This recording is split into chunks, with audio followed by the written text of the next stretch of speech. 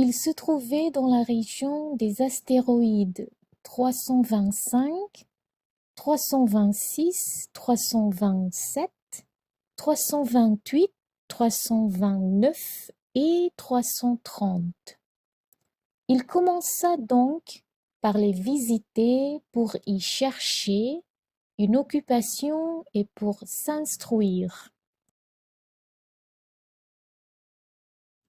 La première était habitée par un roi. Le roi siégeait, habillé de pourpre et d'hermine, sur un trône très simple et cependant majestueux.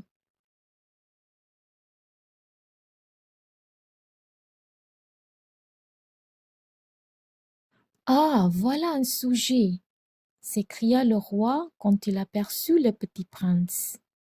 Et le petit prince se demanda: comment peut-il me reconnaître, puisqu'il ne m'a encore jamais vu? Il ne savait pas que, pour les rois, le monde est très simplifié. Tous les hommes sont des sujets. Approche-toi, que je te voie mieux, lui dit le roi, qui était tout fier d'être roi pour quelqu'un.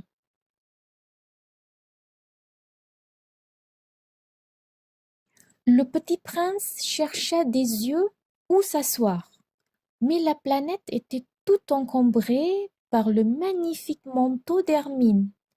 Il resta donc debout, et comme il était fatigué, il bâilla. Il est contraire à l'étiquette de bâiller en présence d'un roi, lui dit le monarque. Je te l'interdis. Je ne peux pas m'empêcher, répondit le petit prince tout confus. J'ai fait un long voyage et je n'ai pas dormi. Alors, lui dit le roi, je t'ordonne de bâiller. Je n'ai vu personne bâiller depuis des années.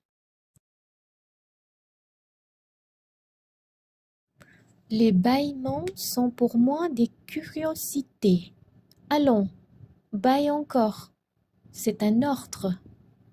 Ça m'intimide. Je ne peux plus, fit le petit prince tout rougissant. Répondit le roi. Alors, je t'ordonne tantôt de bâiller et tantôt de...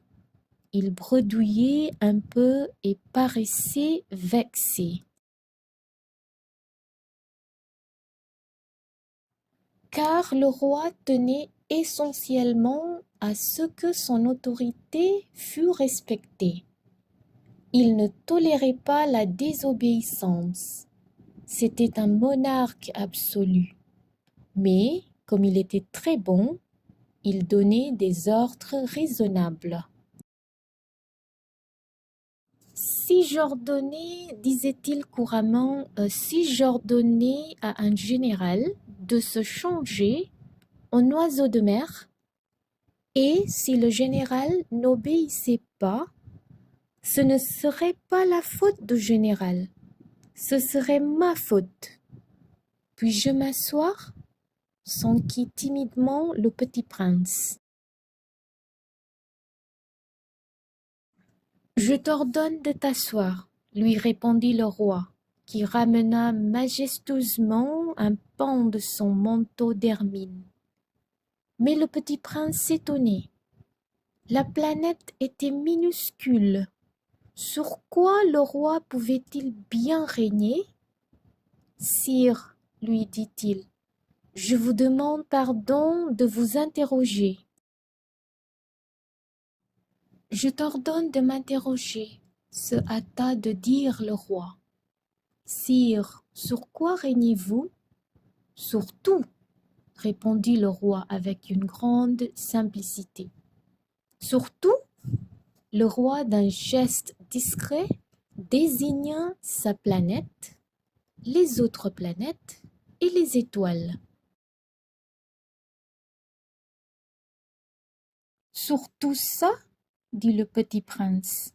Sur tout ça, répondit le roi, car non seulement c'était un monarque absolu, mais c'était un monarque universel. Et les étoiles vous obéissent? Bien sûr, lui dit le roi. Elles obéissent aussitôt. Je ne tolère pas l'indiscipline. Un tel pouvoir émerveilla le petit prince. S'il l'avait détenu lui-même, il aurait pu assister non pas à 44, mais à 72, ou même à 100, ou même à 200 couchers de soleil dans la même journée, sans avoir jamais à tirer sa chaise. Et comme il se sentait un peu triste à cause du souvenir de sa petite planète abandonnée, il s'enhardit à solliciter une grâce du roi. Je voudrais voir un coucher de soleil. Faites-moi plaisir. Ordonnez au soleil de se coucher. Si j'ordonnais à un général de voler d'une fleur à l'autre, à la façon d'un papillon, ou d'écrire une tragédie, ou de se changer en oiseau de mer, et si le général n'exécutait pas l'ordre reçu, qui, de lui ou de moi, serait dans son tort? Ce serait vous, dit fermement le petit prince.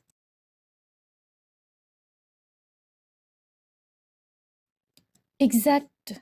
Il faut exiger de chacun ce que chacun peut donner, reprit le roi. L'autorité repose d'abord sur la raison. Si tu ordonnes à ton peuple d'aller se jeter à la mer, il fera la révolution. J'ai le droit d'exiger l'obéissance parce que mes ordres sont raisonnables. Alors, mon coucher de soleil? Rappela le petit prince, qui jamais n'oubliait une question, une fois qu'il l'avait posée. Ton coucher de soleil, tu l'auras. Je l'exigerai, mais j'attendrai, dans ma science de gouvernement, que les conditions soient favorables. Quand ça sera-t-il? S'informa le petit prince. Lui répondit le roi, qui consulta d'abord un gros calendrier. Ce sera ce sera ce soir vers 7h40. Et tu verras comme je suis bien obéi. Le petit prince bâilla. Il regrettait son coucher de soleil manqué. Et puis il s'ennuyait déjà un peu.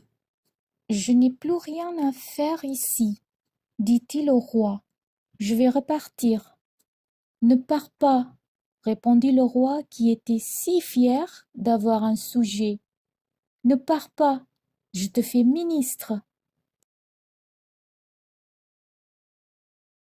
Ministre de quoi? De la justice? Mais il n'y a personne à juger. On ne sait pas, lui dit le roi. Je n'ai pas fait encore le tour de mon royaume. Je suis très vieux. Je n'ai pas de place pour un carrosse, et ça me fatigue de marcher.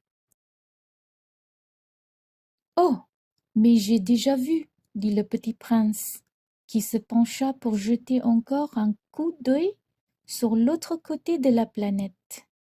Il n'y a personne là-bas non plus. Tu te jugeras donc toi-même, lui répondit le roi. C'est le plus difficile. Il est bien plus difficile de se juger soi-même que de juger autrui. Si tu réussis à bien te juger, c'est que tu es un véritable sage. Moi, dit le petit prince, je puis me juger moi-même n'importe où. Je n'ai pas besoin d'habiter ici. dit le roi. Je crois bien que sur ma planète, il y a quelque part un vieux rat. Je l'entends la nuit. Tu pourras juger ce vieux rat.